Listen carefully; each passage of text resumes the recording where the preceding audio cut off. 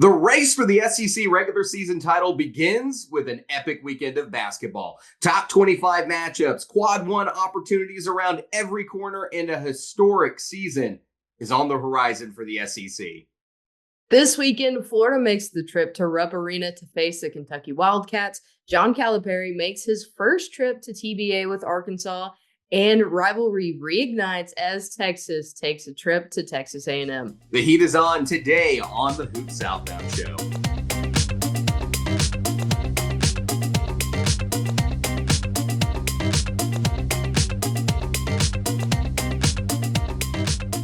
All right, Maddie, so let's just be upfront with everybody before we get the show started today. We're going to be wrong a lot this year. We were kind of hinting at it last week before we had to re-record because we recorded in the wrong setting. But we had said that this year, we're going to give you a lot of good facts and a lot of good information and things to watch out for the game. We're going to be we were about 72%, 70% right on most of our picks last year. I don't think we're getting anywhere close to that this year. This is going to be a massive parity season. I think we're going to be lucky if we hit 50%. It's not going to be a free throw. We're getting those 3-point percentage numbers, I think, this season. Yeah, it's going to be a little funky, for real.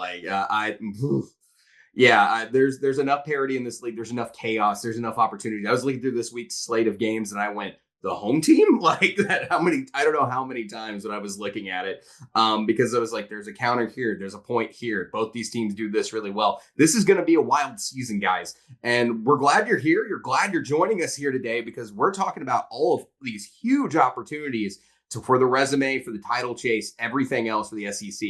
This is going to be a crazy year because not only where you finish in the SEC is going to be important, it'll have an impact on March as well because of the opportunities that lie ahead in this conference. So let's go ahead and let's get started on what's going to be a fun weekend of basketball. It's a top 10 matchup going down in Rupp Arena, and it's a quad one opportunity for both teams on Saturday. It's an early one too, a 10 a.m. tip-off here Central Time between the Florida Gators and the Kentucky Wildcats. Maddie, give me your initial thoughts on this huge game and what's a rivalry game that, has kind of gone down, but has gotten a little bit more of a pickup since Todd Golden arrived there in Florida.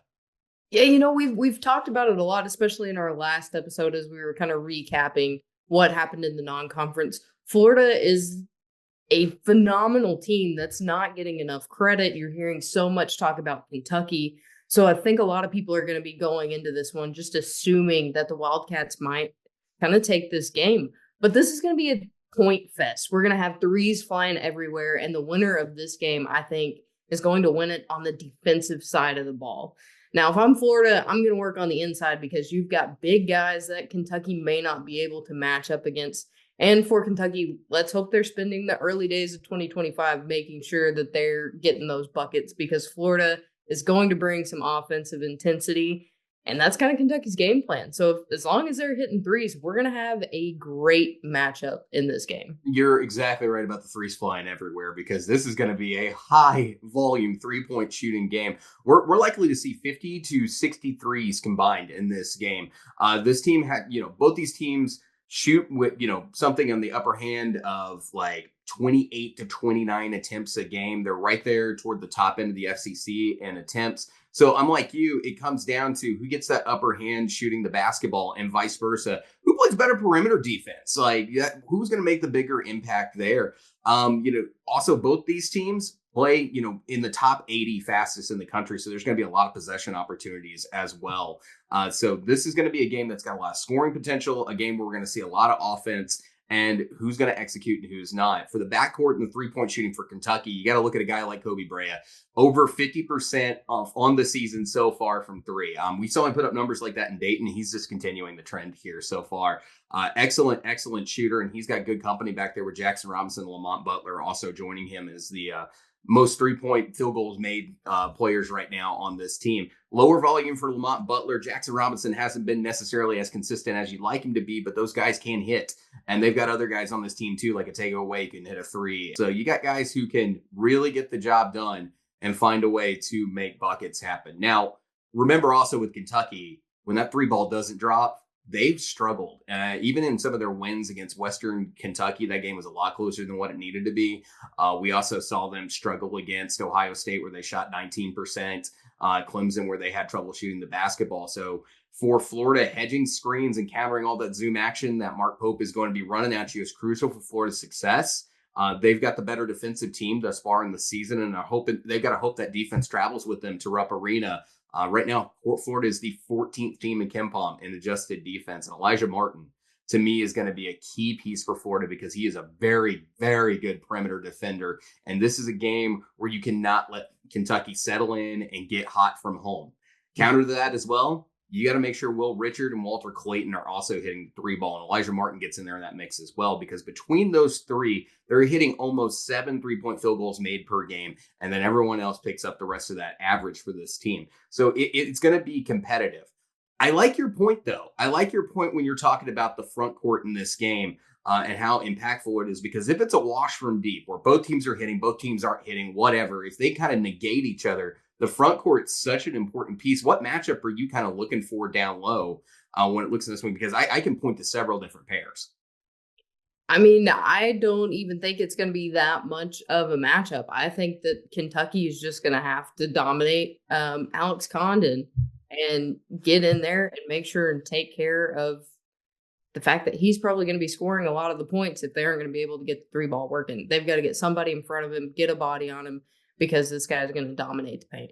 Well, I'm with you on Alex Condon and the matchup potential that he might be facing Andrew Carr in this game.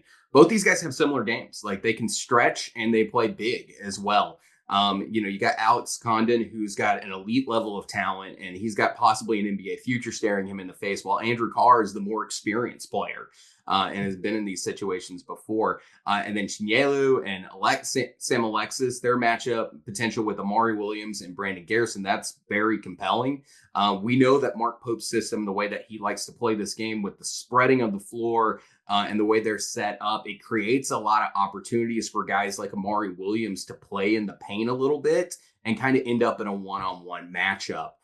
With guys being concerned about that three-point taking ability that Kentucky has to set that up for an interior play. It's really the most interesting part of this game, because if both teams are hitting, who's winning down low is going to matter. And both these teams have the ability to play well down low. So this is a compelling matchup with a lot of twists and a lot of turns, and goes right to the point we were saying earlier. We're going to be wrong a lot, because like these picks, you can go either way, taking either one of them, because that's how evenly matched these games are. And KenPom is also in agreement with this one. They've got this game right now, Florida 82, Kentucky 81 at 53%. Essentially a coin toss there in Rupp Arena. Maddie, who are you going with in this game? I'm going to go Florida strictly from a defensive aspect. I just feel like they're the better defensive team, but we know that defense travels.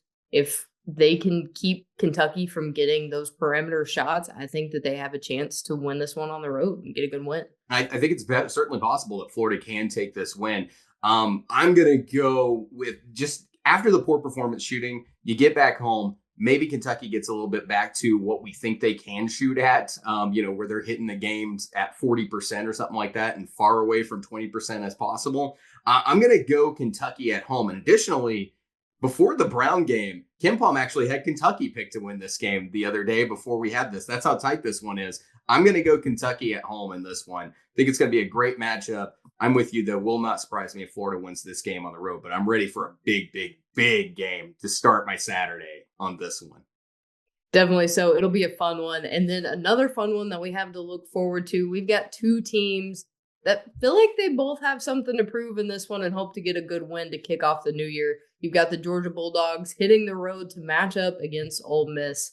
David, this is a big opportunity for both teams here. Kind of wanted to make a statement to start their year. So what are your thoughts on this one? Yeah, first off, let me point out something here. Deshane Montgomery coming back to Georgia after being ruled ineligible to start the season. His first couple of games back, he has been nothing short of dominance. Fantastic showing from him in these first few games. We're talking about a guy right now who is averaging 16 points a game, 3 steals a game, is shooting the three ball at 57.1%, and is just hitting everything from the floor right now at almost 3 for 4 at 73.1%. Really solid minutes from Deshane Montgomery, playing there in the guard spot for Georgia since he's come back, missing those 9 games due to ineligibility. He's someone to keep an eye on and someone that really hasn't been factored much in to Georgia here in this early part of the season. What one part of this game that I'm really interested in is where does talent versus experience come into this game? Because both these teams have pros and cons to them, things you like. Of course, Ole Miss gets the home court advantage, but which weight is this going to weigh on this in this game is the experience versus that pro level, NBA level talent team that Mike White has recruited in Georgia that's still freshmen and sophomores. Kind of your thoughts on that, Maddie? Yeah, I have a feeling that this is going to be a huge factor in this game. When you look at the schedule Georgia's played up to now, I think this is going to be one of the harshest environments that they're going to enter so far this season. Obviously, if you watch the show, I'm a big believer in the home court advantage. They're traveling with one of the top freshmen, some great sophomores, and a little bit of experience that may help them. But when it comes to this team, like you mentioned, they're very, very talented, but still very young. And I feel like when you get into a harsh away environment, that can definitely affect the outcome of the game. Yeah, Asa Newell, being one of the top talents, that front court presence he has. Santos Sorrell's been decent.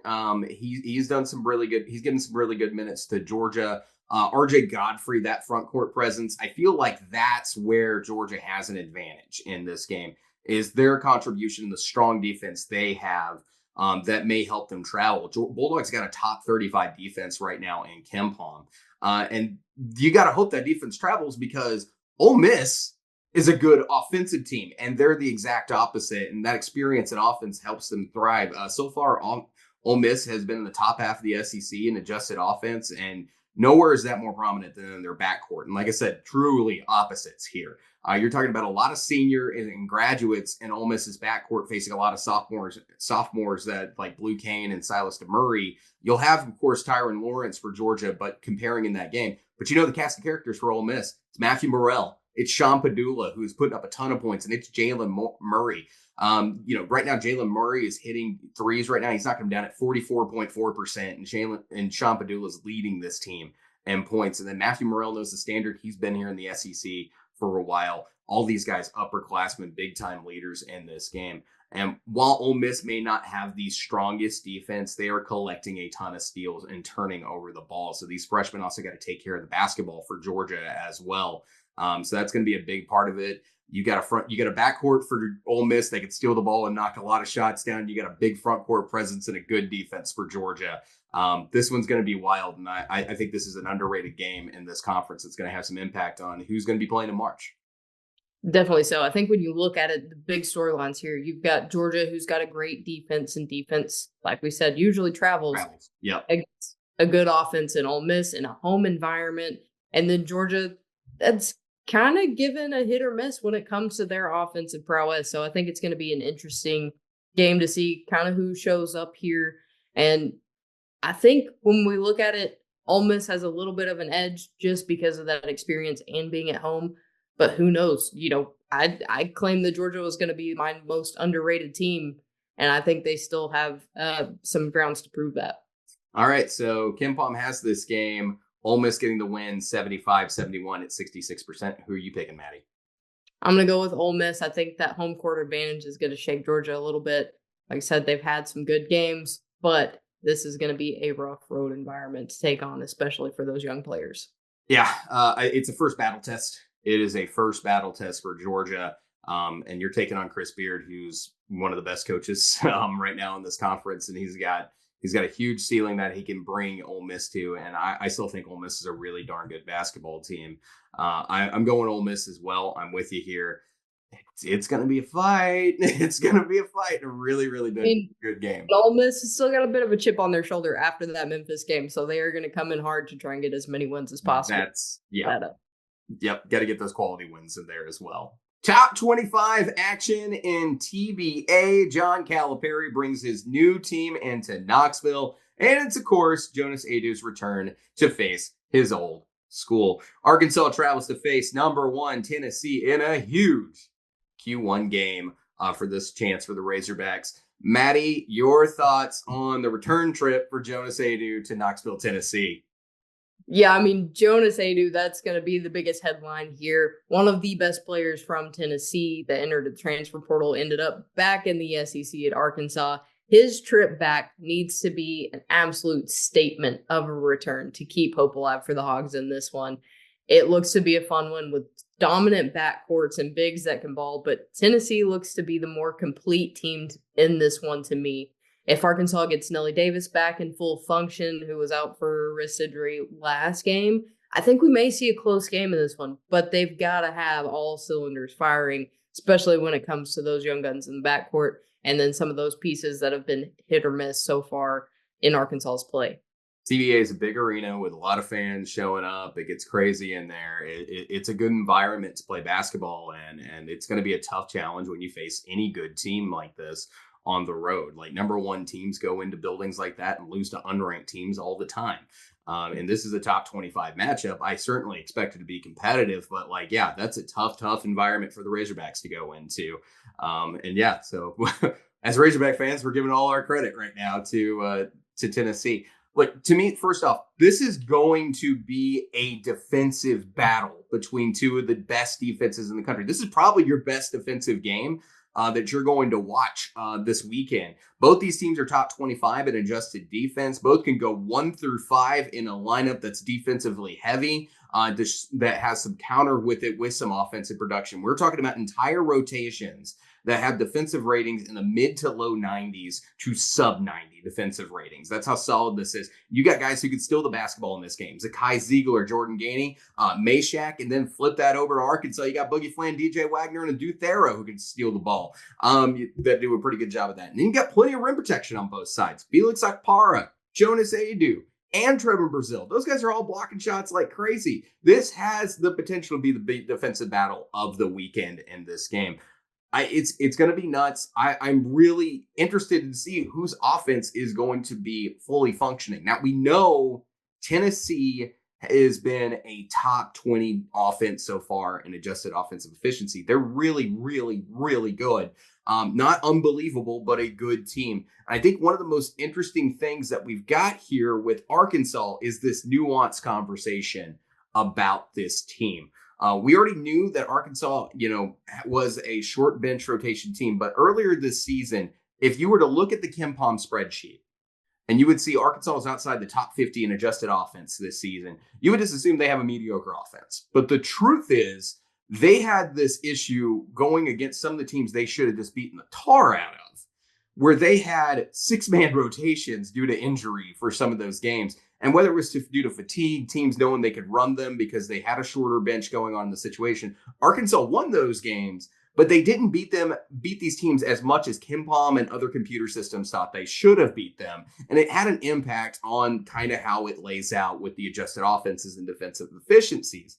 When healthy, though, this team is really, really darn good. Arkansas is the third best three-point shooting team in the conference. They're the second best overall from the field. Where Arkansas will get more value out of their offense is if they took 2 to 3 more threes a game. And with a healthy Jadell Davis and Big Z and Carter Knox stepping up, shooting like he did in the last game against Oakland, they certainly can do that, hitting a couple, draining a couple extra 3-pointers a game than what they're currently doing. And that'll set up their points per shot, their points per possession to where it goes into a higher portion of the SEC, which has got a ton of great offenses on the right across the conference. I honestly think when you look at it, Tennessee and Arkansas's offenses are much closer than what maybe KenPom's implying, that 30 spot difference between them. I certainly think that's part of the thing to watch as well. Also, we know about Arkansas's rotation, as I mentioned. Right now, Tennessee has also got a shorter rotation than you might expect.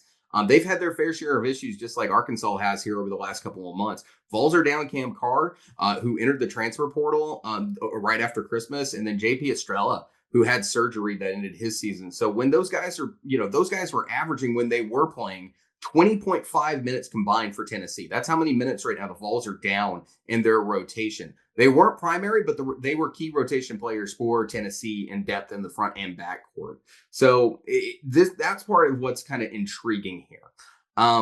Another area, though, that I'm keeping an eye out for is the glass. And I think this is where it's going to be a big part of this game. It's strange because, Maddie, you know, and I know every year that we follow Kentucky since we started the show, John Calipari has been among the best in the SEC when it comes to rebounding the basketball overall with his teams. They're really good, especially percentage-wise, and the efficiency numbers when it comes to rebounding. Now, this Arkansas team's kind of been middle to somewhere down, and they're not really doing that well on the offensive glass. Mhm. But again, nuance. Because part of my conversation was having a second ago, this offense is hitting shots. And there's a prerequisite to getting an offensive rebound that's missing the shot. And that's not happening as much as you would expect for Arkansas. And again, when we saw this front court healthy for Arkansas, and they've only had really one game where the front court was fully healthy this season, and that was the Michigan game. And by the way, Adou Thiero had the flu in that game as well. They out rebounded Danny Wolf and Vlad Golden in a neutral site game. They're more than capable of rebounding the basketball, playing some really good minutes. It's the complete opposite of Texas A&M, where Texas A&M can't throw a beach ball in the ocean some nights. They're the best offensive rebounding team in the SEC. Vice versa, Arkansas can put the ball in the hole, and they're just not getting as many offensive rebound opportunities. It's kind of a weird comparison here. But your thoughts on some of this? Like, is Arkansas better than the metrics? I really think they are. I think a lot of that has to do as well with, like you said, when they're healthy. A lot of those offensive rebound opportunities came at the beginning of the year when you didn't have Jonas Aidoo playing, when you didn't have Trevin Brazile playing at his best, and you still had some of these guys coming in struggling with chemistry. If you don't know how to flow on the floor together, you're not going to be able to box out and get a board. So I think a lot of it is, like you said, I think it's nuanced. I think once we see all these guys together, all of them healthy, flowing like a team should, we'll see these metrics start to increase, which we slowly have. And like you said, you got to miss shots to be able to get offensive boards. Yep, and I mean they're playing efficiently right now. That's the thing, and that's why we've seen it slowly rise in KenPom over the last couple of stretch of games here. But Tennessee, let's get on to Tennessee just for a second here. Tennessee is overall an incredibly well-built team. They do most everything well. They rebound, they play good offense, and they play an elite level of defense. But this isn't your dad's Rick Barnes team, and I think that's something that needs to be said. This team with Igor Milicic has adopted a much more step out and shoot from the front court approach this season. This isn't Tobe Awaka and Jonas Aidoo anymore. This team is somewhat smaller and more modern. They're very good at what they're doing, but it's just not what you normally have come to envision when you think of Tennessee basketball with Admiral Schofield and pals. This is not the same team. This team is going to be much more centered around Zakai Zeigler, Chaz Lanier, who is outstanding and is playing some great basketball, and Igor Milicic. So that big three right there is going to be your big concentration for Tennessee, and all three of those guys can step out and shoot. And Milicic can stretch the floor a little bit. I think there's going to be some fun with the Milicic when he's rotating in at the 4 or if he's at the 5 with whoever is guarding him, because Trevin Brazile can also go out there, and for some reason Trevin Brazile is really good at blocking shots around the perimeter, as well as in the interior. So that'll be fun to watch that and see how Igor Milicic and Trevin Brazile, if they're paired up, play. They're similar in size, and that's going to be really interesting. But you got to give credit to Rick Barnes for hitting the portal and bringing in all this talent and adjusting the way that he plays into this style, while keeping intact his defensive culture that Tennessee has established in his tenure, and they've remained successful. It's very interesting. It's an interesting case of, you can teach an old dog new tricks, and Rick Barnes has really got out there toward the back half of his career and said, we're embracing modern basketball. We're going to put a good team on the floor. I like this setup. We're going to roll with it because that was the talent that was available. I like this team a lot. But yeah, in this game, additionally for this one, I'm looking for Arkansas to show us more who they are, even in a loss. If Arkansas plays well, they could really show us who they are, change their perception a little bit more nationally. They're starting to do that now. If they win this, Arkansas fans are going to be rightfully unbearable. in truth. But Arkansas, they're inching closer and closer to those expectations we had for them in preseason. Now that they're getting healthy, now that guys are hitting shots like we expected them to, a little bit more. You're looking to steal a couple of games on the road and help your SEC standings this season. Get a huge Q1 win somewhere. This certainly is not the best chance, but if they did, I'm just saying. But again, I'm looking for more for Arkansas to play well in this game and show us that they're capable of playing with the best in the conference. Yeah, I think if Arkansas can play up to the standard, especially when they look like they did against the Michigan team. Look what they did in the second half against Oakland. They had a terrible first half, turned it around, played like that team that played Michigan, and ended up with a 30-point win. But Kim Palm is thinking this one's going Tennessee all the way. They've got the Vols 76-64 at 87%, not giving Arkansas much of an opportunity there to take the win. So, David, what are you thinking here? I don't think it's 87%. And a 12-point win. Yeah, Tennessee might win it by 12, but I don't think it's going to be a blowout 12. I don't think that's going to be the case. Is Tennessee better and can they win on the road? Possibly. I feel that way. Tennessee's looked great. We definitely think they're one of, if not the best, one of the best teams in the country this season. Arkansas is on the road in this one. But I'm going Vols for logic because that makes sense and that's who you should pick. I'm really looking more for Arkansas to beat that score right there. Beat that score that's being outlined in this Kim Palm thing because I think they're better than that. Arkansas is averaging 80 points a game right now this season, and they're taking they're being extremely proficient. I think they're better than 64 points, even as good as Tennessee's defense is. I'm looking for this game somewhere in the low 70s. I think Arkansas I think it'll be a bigger fight and a little bit more scoring than what we're into, what Kim Palm's projecting here. Yeah, I'm going to go Volts as well, but I'm kind of along the lines of your thinking. I think we're going to see a 2-possession basketball game. I think it's going to be 6 points and, something that Arkansas is going to fight for. They're not going to hand this one over to the Vols by any means. No means whatsoever. All right, next game, Maddie. All right. Next up, we got South Carolina moving further south to take a trip to the hump for their first SEC game of the year. The Gamecocks suit up to take on Mississippi State. Yeah, this game to me is between two elite sophomores that are leading their teams in two different areas of the court. Josh Hubbard has been outrageously good. Takes care of the basketball like you wouldn't believe. Some outrageous assisted turnover numbers that we were talking about back in Christmas. He's been certainly great. And then in the front court for South Carolina, it's Calipari, 16.6 points per game, 9.3 rebounds, 1.4 blocks, and he's hitting at almost 65% from the field. He's playing like an NBA draft pick. And that's certainly what some of the conversation was about him coming to the season. To me, though, this game, other than being at the hump, the surrounding cast matters between these two stars for this team. And I think that's where Mississippi State has a big advantage in this game. The Bulldogs play 4 to 5 deep in various rotations in their front court with versatile skill sets. You got Nwaku, who's more of a traditional big, Riley Kugel, who can alternate anywhere 2 to 4. Cam Matthews is shown to be a solid defensive game big man whenever you put him in. And for South Carolina, if they're going to counter that, they have to have good games from Nick Pringle and Zachary Davis. And yeah, one of those guys I just mentioned, he's a guard. And Lamont Paris has been rotating Zachary Davis and Miles Stute in that 3 to 4 spots in certain rotations. That's not a lot of front court depth for South Carolina. And Jordan Butler has just simply not taken the leap that has been desired this season. Maddie, some of your thoughts? Yeah, so I think it's exactly how you teed it up. It's going to be a game that looks like Colin Murray Boyles versus Josh Hubbard. You could probably put them one-on-one on the floor, and it'd probably be a similar outcome.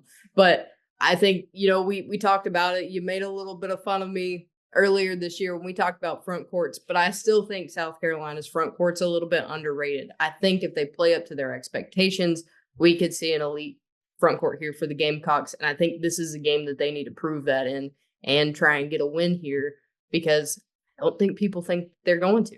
I think you're totally wrong about South Carolina's front court. I think they're underrated, but see, they gotta prove the haters wrong. They're gonna. I'm not hating on anything,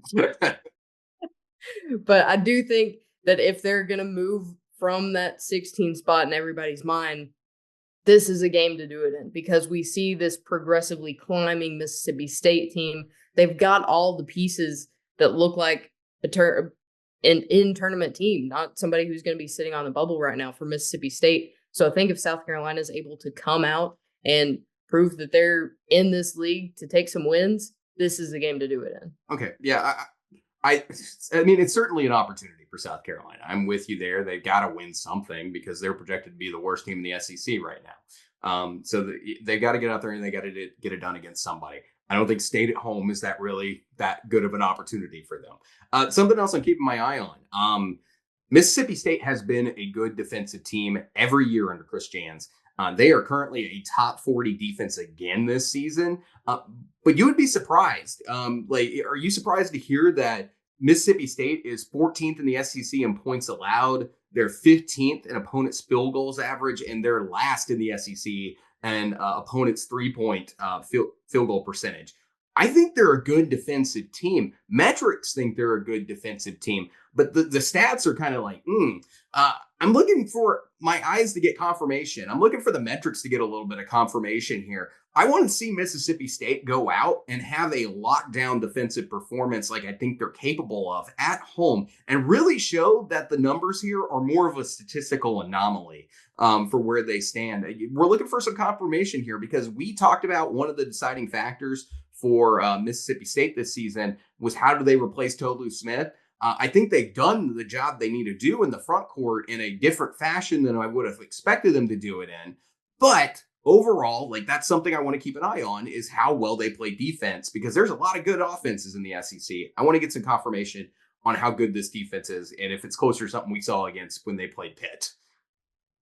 Yeah, I think it's one of those things. It's almost nuanced, like we were talking about with Arkansas. You've got some of these very good offensive teams that Mississippi State's played that a lot of people aren't really looking at. Like you said, that game against Pitt, you got that game against Memphis where Memphis was knocking down pretty much everything in sight. So, of course, that's going to drive the metrics down. I think you're getting old, or your Mississippi schools convinced they beat the crap out of Memphis. Yeah. That was that one. What was the game before Memphis? That was the one that was Mississippi State. Memphis played Mississippi State and Ole Miss back to back.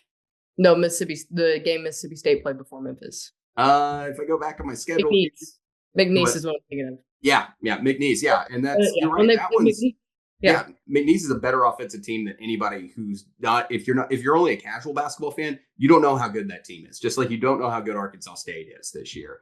Those are a very good mid-major team. So I'm with you there. 100%. There's some nuance and conversation here coming out of non-conference as we get into conference play. But yeah, I'm just looking for the statistical anomaly and see what the case is. Kim Palm has this game, Mississippi State taking the win 78-67 at 83%. Maddie, who are you going with? Are you with the elite front court that South Carolina has, in your opinion? No, I think I'm going to stick with Mississippi State in this one to take a win at home. But I mean, I don't think it's going to be that much of a competition, but what I was getting at there is that if South Carolina wins this game, people are going to look at them a little bit differently than they're just going to be the last team of the SEC, and that's what it's going to be. Well, I think they're going to be the last team in the SEC, and Hail State Bulldogs winning this one. All right, the kids on the plains are going to be ready for this one. It's time to get the jungle rocking for SEC play as Auburn faces Missouri in Neville. War Eagle versus Block M Tiger fight. Maddie, some of your initial thoughts here on this one. Block M's going to go rolling like some of the Legos that kids were building on Christmas Day. Because I mean, we've talked about it. Auburn, we think, is probably the best team in the country. And Missouri, I'm still a little skeptical of. So, I mean, it just give me Auburn for the way, I don't even think there's a conversation to get into here. I mean, there's more of a conversation than you might think there is. I mean, Missouri's got some good players. They've been better than what I expected to begin the season. They've got a good freshman lineup. They've got some talent from the transfer portal and some guys that stuck around. But if we're talking about the guys that stuck around, obviously you got Johni Broome, you got Chad Baker-Mazara, you've got literally Auburn's entire lineup that I feel like is just going to dominate this game. Okay, so first off, Let me start my side here. So Caleb Grill is playing basketball again for Missouri. He had that scary injury that looked much worse than it fortunately turned out to be against Lindenwood. He's a big piece of what Missouri's game plan is coming into the season. So getting him back on the floor is important, but not to be rushed, obviously. You can tell, though, that he's not 100% yet. After that Alabama State game, he got 11 minutes, put up 6 points, and had a really rough game shooting the ball and went net zero in the plus minus. We'll see where he's at Saturday, but I'm not holding major expectations for him coming into a road game against one of the best teams in the country after he's coming back from a very serious injury. But so for Missouri, it's about how everyone else is playing. Tamar Bates, Mark Mitchell, and the rest of the team. And by rest of the team, Missouri has the most insane rotation in the SEC. Dennis Gates is playing the crew, going 4 or 5 deep in some options at the 3 and 5 spot. Who's hot, who's not for Missouri is always that lingering question for them. For Auburn, Bruce Pearl is operating at the exact opposite. Pearl's really working like 8 deep with his players getting, 12 plus minutes a game, and they are your maximum producers in all honesty. And then there's a few alternates like Pegues and Hudson who are as needed. Really thought JP Pegues coming into the year would take a much larger role when we were talking about him in preseason, but he's down to like 10 minutes a game right now in this rotation. But when you think about it, I think this is why Auburn has been so successful in the early part of the year. The chemistry and the continuity in this roster has paid huge dividends. And only Miles Kelly and Todd Pettiford have cracked into this primary rotation of so many returners for Auburn. And then I know Missouri is better in the front court, right? We know they're better in the front court this season. They're certainly not as terrible as they have been, but they are not at the level that the Auburn Tigers are. Auburn is, of course, you were mentioning about Johni Broome, who is playing like at an elite level. He's player of the year front runner for a reason, and he's playing like a second round NBA draft pick right now. And then he's paired up with Dylan Cardwell to come in and take those substitution minutes and rotation there at the 5 spot. They work excellent in rotation, and they are hard to deal with, and it is a 1-2 punch. Then Chaney Johnson has been an elite defender at the 4 spot, and then Chaz Baker-Mazara has been that Swiss Army knife player who's coming in playing both front court and back court. This is a game where it's going to require guys like Josh Gray and Trent Pierce to play at an extremely high level and out of their minds if they want to get a win in the jungle. And that's going to be the toughest part of this. Is I don't think the front court play matches at all for Missouri in this game. Like, the guards are good for Missouri, but like Auburn's just as, or if not better, in the backcourt. But certainly the front court is a totally different conversation for Auburn. Yeah, I mean, it's a new year. I should turn over a new leaf and try and make Missouri fans not hate me. But I'm not just saying this because I think that Missouri's a terrible team. I think Auburn is just that good. And Kim Palm agrees with me. They're only giving Missouri a 4% chance to win this one, going at Auburn 89 to 71, 96%. It's not that I hate Missouri. It's just that Auburn is that team. I think Auburn's really darn good. And like, honestly, that's a Kim Palm line that it gives when you play mid-majors. Like, that's ridiculous how much Kim Palm sits here and thinks if Missouri wins this game, like, you thought Arkansas fans, if they beat Tennessee, are going to be like unbearable. Good grief. This is going to be worse than after they beat Kansas, I think. Yeah, they beat Auburn in this game. They would be bad. But if they pull it off, but I really doubt they're going to pull it off. I'm with you. I do think that Missouri's improved. They're good. They're going to win. They got a chance to get in, they get a chance to get in the NCAA tournament. They're not winning this game, though. I just don't think that's going to happen. And like, Auburn's just been ridiculous. So I'm going Tigers. I'm going Auburn in this one. I'm going Tigers as well. I promise, Missouri fans. Which Tigers? Your team, but I just don't think Missouri's got a shot here. I think, I will give them props. I will pick them in other games, but just not this one. You said the Tigers win. Which Tigers, Matt? Really? You're digging a hole, David. You are digging my own grave right now. I'm going. I know what you meant. I think the viewers know what you meant. But like, yeah, no, I had to pull what Christian did to me, where he kept going. I think in-state's going to win. I think state's going to win. When it was that Michigan State Mississippi State game back in March when he did that to me, I was like, who are you picking? So I just had to mess with you on that one. All right. Got another game. I'll get you back at some point. Sure. Anyways, next game, Pete Maravich Center will be rocking to open up conference play against one of the most underrated teams in the SEC, as we talked about last week, the Vanderbilt Commodores. Yeah, it's a good one. Underrated matchup here in the PMAC.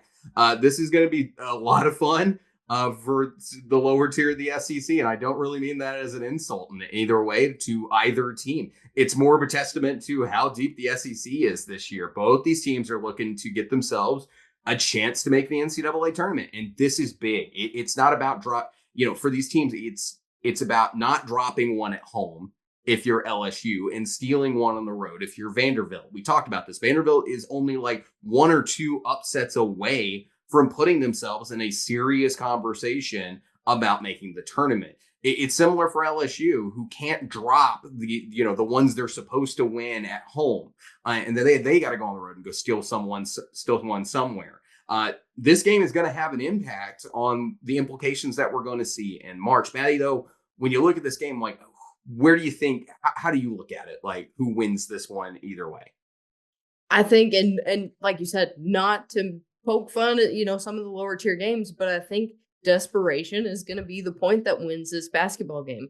Vanderbilt's going to be desperate to get some of those wins against teams that they might be able to, and LSU is going to be desperate to keep those games that they're supposed to win. You've got Jason Edwards and Cam Carter is the big matchup here that I'm looking at, because these guys have been hot for both of these teams, getting them to that point where they're able to pick up some of these wins they're not supposed to. So I think it's going to be one of those games of just who wants it more. Yeah, the matchup I'm watching is going to be the backcourt in general. Vanderbilt has two go-to options with AJ Hoggard and, of course, Jason Edwards, who is now taken over, 32% of Vanderbilt's shot. He's a very high usage rate player, and how he plays normally, Vanderbilt's going to go. LSU has the opposite of Vanderbilt, where Vanderbilt is a very good offensive team with an all right defense. LSU has been a good defensive team with an all right offense. You're going to need some good defensive performances in this game. You're going to need Jordan Sears to play well. You're going to need Victorious Miller to play well. You're going to need Cam Carter to play well on the defensive end and get a couple of points along the way here. But these teams are also smaller in the front court as well. So when we look at this backcourt matchup, I think who's going to make the bigger impact from the backcourt on the glass and the backcourt in the paint is who's going to make a big difference in this game. Is it going to be Vanderbilt, or is it going to be LSU, who can drive that paint and get in there and find easy buckets? I've seen a lot of good ball movement from Mark Byington and the way that he's played and watching some of these games. He'll set guys up, especially Jason Edwards, and finds opportunities to put points up, and he'll rotate and change things up and call timeouts late in games to make adjustments to make sure that he's giving himself a chance in late game situations. This is going to be wild, and it's going to be a lot of fun. But yeah, Byington has found ways to get to the paint with certain guys, and this is going to be another matchup where I think we watch that happen. Yeah, I think this is going to be, we've talked about, some of those teams that run track meet. That Arkansas-Tennessee game is going to be a very quick game. Auburn, Missouri is probably going to be a pretty decently paced game. I think this is going to be one of the slower ones where you're going to be watching more sets. You're going to be watching them try and get guys set up to make those shots. And I think it's going to come down to probably the assist totals in this game. I think whoever's going to be making more solid passes and getting the open shot is going to be who comes out the winner in this one. It's very possible, like, who comes out and runs the better set in this one. Right now, LSU talking about tempo, 110th right now in tempo. And then Vanderbilt plays very quick, actually. They're number 21 right now. But I know what you mean by the set look. Like, they're going to run a little bit more set and less transition in a certain way. Like that is going to have an impact. And I do think LSU's defense is capable of slowing down the tempo that Vanderbilt's going to want to play at. It's hard commanding tempo. It's hard commanding tempo on the road as well. And with the very different way that these two play, that's going to be part of the conversation too, is who plays the way they want to play. Is it going to be Vanderbilt's up-tempo style, or is it going to be LSU who slows them down to a little bit more of a moderato pace that LSU's playing at? So that's an interesting conversation as well, as who wins that portion of the game. KenPom has this game at LSU winning 80-78 at 58%, essentially a coin flip. Maddie, who are you going with there in the PMAC? Man, this is a hard one. Like you said, coin flip game. I think Vanderbilt could take this one. I think they could take it on the road because, we've seen them kind of transition to starting to pick up more speed. And as long as they're able to get out and play the way that they have been playing, if we don't see LSU slow them down as much as I expect them to, I think they're going to be able to get some points in transition and be able to take this one. by a very slim margin. It's still early in the year. Students aren't there yet. I'm hesitant to pick Vanderbilt because I can just as well see LSU winning this game. But I'm going to stick with defense in this one. I am going to go ahead and pick LSU. It will not surprise me if Vanderbilt wins this one, like in the least bit. This is a competitive, fun basketball game. Like I said, this is an underrated matchup. Like this is a really good game. And also just a portion of this, like LSU's offense may not look like the greatest on KenPom, but I remind people coming into the year that this roster overall shot like 37% from three as a collective last year before you put it together. So they have potential to play better offense, and here to start SEC play. Maybe we see some of that an upswing in offense from LSU. So I'm gonna go LSU in this one. Like I said, who knows? Like this is a good game. Yeah, I think this is one of the more competitive ones that we see over the weekend. Oh, absolutely. This is going to be insane. And like I said, who wins this one? Tournament point on that resume. A lot of Crimson is going to be on display in Coleman. Top 25 matchup between the Alabama Crimson Tide and the Oklahoma Sooners, who also sport that crimson color. And let me tell you, based on the numbers we've seen so far, this is a bet the over kind of game. Maddie, what are your thoughts here on this one? Yeah, this is going to be similar to that first game we talked about. We're going to see a lot of points stack up in this game. You got Jeremiah Fears, you got Mark Sears. You got the guys that they're going to be shooting the ball. And while we've talked a little bit about Oklahoma questioning if they're going to be able to sustain, I think this is the game that we're going to be able to find out if they're going to be able to stay the course where they're currently at. And I think this is one of those, we've got to see Mark Sears get back to his old ways of last year to be able to make sure and take this Alabama team on the ride, get back to the tournament and where they're hoping to be this season. I'm patiently waiting on it, right? Like I'm patiently waiting for Mark Sears to get to that level that we know he can play at. Like there's a reason Mark Sears was the front runner coming into the season for Player of the Year, and it's been swept up by Johni Broome so far. But like Mark Sears still has the capability, the talent. If he starts hitting a little bit more, if he starts getting a couple of more assists in the game, he could really change that narrative here in SEC play. And that's going to be part of it. Another player in the backcourt there for Alabama to keep an eye on is Chris Youngblood, who's coming back from that injury that kept him out in the early part of the season. He's played a couple of games so far, but it just hasn't been there yet. It's kind of a slow start. Same thing that happened with Jonas Aidoo in Arkansas. Just very slow, but he'll get there. Youngblood was an elite three-point shooter, shooting over 40% at South Florida last year. He can really raise the level of this Alabama team. He was one of the best players in the American Conference last season for South Florida. He's someone to keep an eye on out for. And it's important that he does because Latrell Wrightsell is out for the season. For you guys who were catching up because you just got off football, he got injured back in the Players Era Festival and he's done for the year. He was going to be a key part of this backcourt for Alabama. So Chris Youngblood, very important for where Alabama wants to go this season. But we were talking about the points, right, Maddie? We're looking at a potential scoring festival.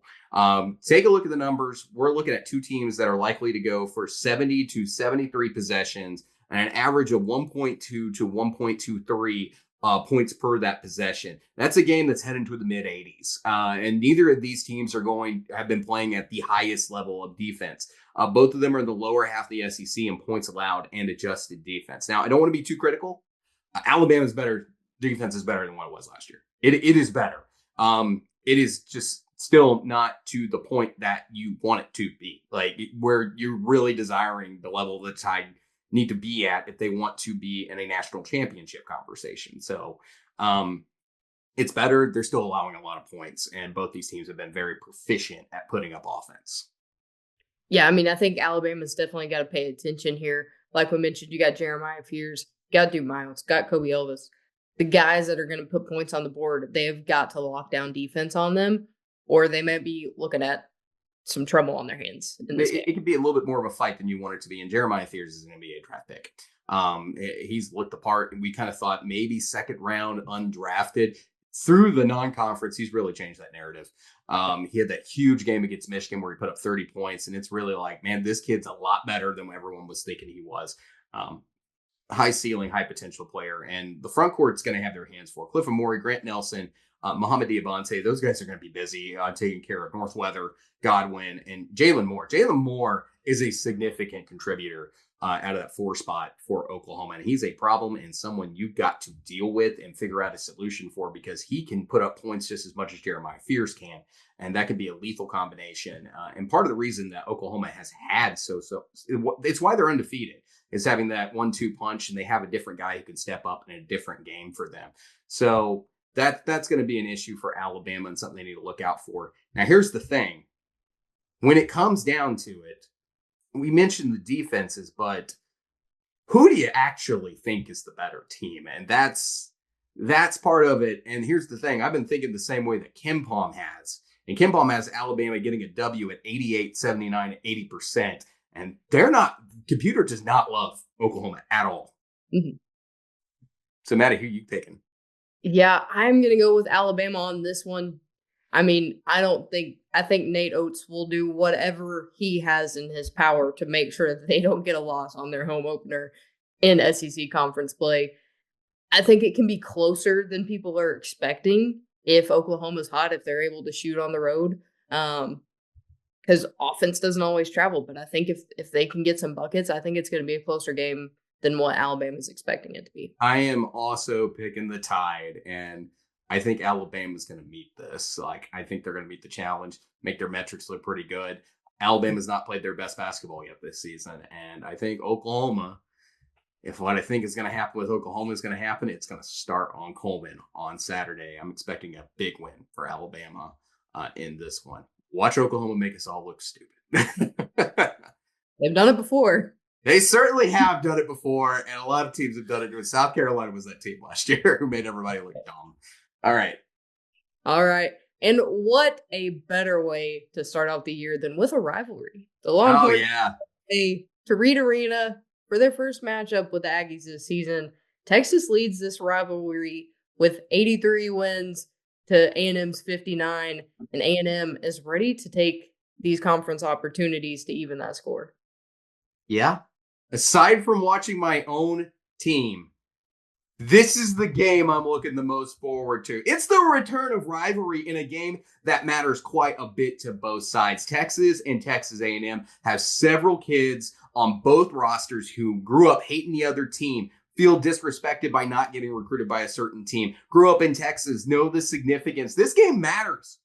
Put all that NIL and transfer portal down for a second and realize this is an awesome basketball game that's going down. This game is going to be incredible. You have players from Texas, guys who grew up knowing this significance. We talked about all of these players on Texas A&M's roster who grew up there in the Lone Star State. It's the same way with some of the stars on the Texas roster as well. This game is going to be important. It's going to matter.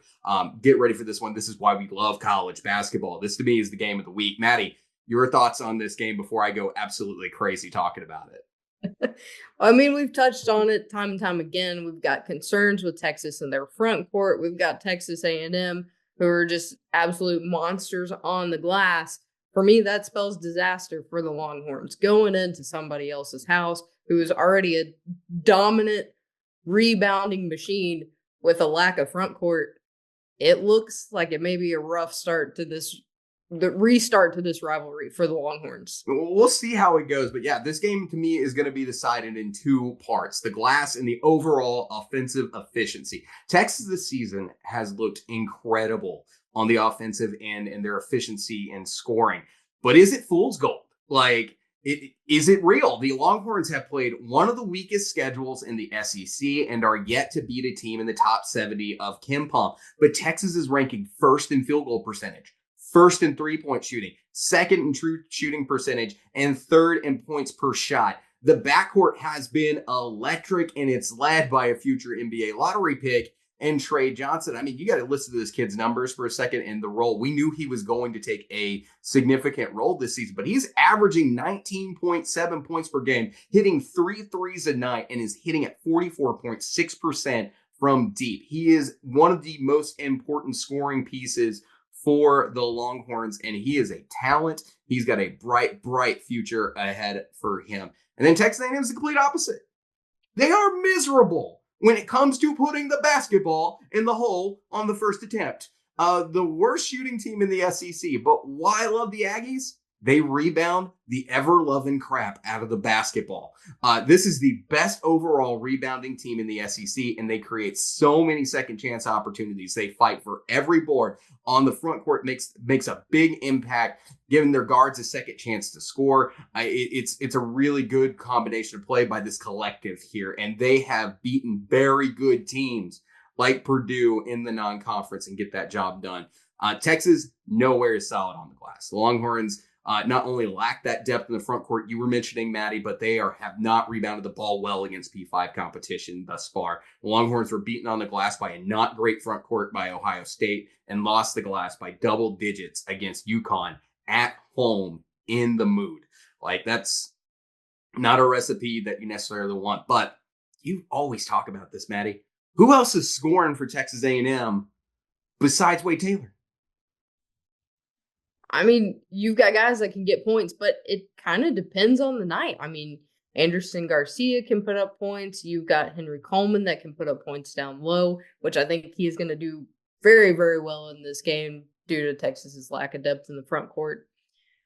I mean, you've got Hefner, who's been stepping up in a couple of games. So I think it just depends. They've got their go-to guy in Wade Taylor, but you almost have a different role player stepping up. So I'm interested to see who's going to be kind of the right-hand man to Wade Taylor in this game to be able to put some points on the board for A&M. I'm looking for Zerk Phelps. And the combination of the defense that Texas is going to play on him. How much can Weaver and Mark slow him down and prevent him from getting to the paint? Because he's not a great three-point shooter. But if he can get to the paint, he can score very efficiently from the paint for this Texas A&M team. So how do they stop him? And are they going to leave him alone? Are they going to leave him alone in the corner to get a wide open three to where he can up his percentage and they just back off of him and concern themselves with guys who are better shooters? How are they going to play this on the defensive end? What answers does Rodney Terry have? I'm looking for Zerk Phelps. He's an excellent point production player from mid range and in the two. And then CJ Wilcher is also a really good 3-point shooter, someone to keep an eye on for Texas A&M and how well he contributes. Maddie, KenPom has this game, Texas A&M, taking this rivalry matchup at 73-66 at 71% there at Reed Arena. Who are you going with? You know what? I'm going to go with Aggies on this one. I think their collective of rebounding is going to do the job. And you know who else who I'm looking forward to having a good game in this one? Pharrell Payne. You know, he had a good one a couple games ago. That's a good pick. I like it. I like the touch. Just like one of those good stocks that you buy. They just slowly, and then one day you look at it and you're like, oh crap, I made some money. That's Pharrell Payne. He is going to be the money man in this game. I like it. I like the Pharrell Payne pick. I like it a lot. Him being a breakout player in this one, someone to watch, especially in those rotations where Texas doesn't have Shadrach or Arthur Kaluma on the floor. I think that can make a big, big impact on this one. Give me the Aggies. Give me Reed Arena and the Texas A&M Aggies to take game one of this rivalry. I agree with KenPom. I think Texas A&M wins game one. This game matters. It's going to be awesome. This is a good basketball game. And it's perfect for the nightcap this week and the SEC to close out what's going to be an awesome first week of college basketball here in the conference. Guys, if you have not already, please, jump in that comment section. Tell me who you think is going to win some of these awesome games, especially some of the big ones. Tell me how you think the first chapter of the SEC version of the Texas A&M rivalry is going to go. Some of these other big matchups, like the early start that we have for Florida and Kentucky. Let me know in the comment section who you got winning, what your thoughts are on that one. And then, if you guys have not already, we're here. We're going to do 2 episodes a week. Breaking down all the matchups coming up in the conference. We're going to do this on Thursdays and also Sundays. So guys, join us, like and subscribe, hang around, and we'll also still have episodes of one-on-one and other content for you guys to enjoy. Matter of fact, today I am recording an episode of one-on-one with a bracketologist to break down the entire bracketology situation that we're sitting in as we start conference play here in the SEC. So like, subscribe, please guys, hang out with us, talk basketball all season, and we'll see you soon. Thanks guys. Have a great week. And Happy New Year.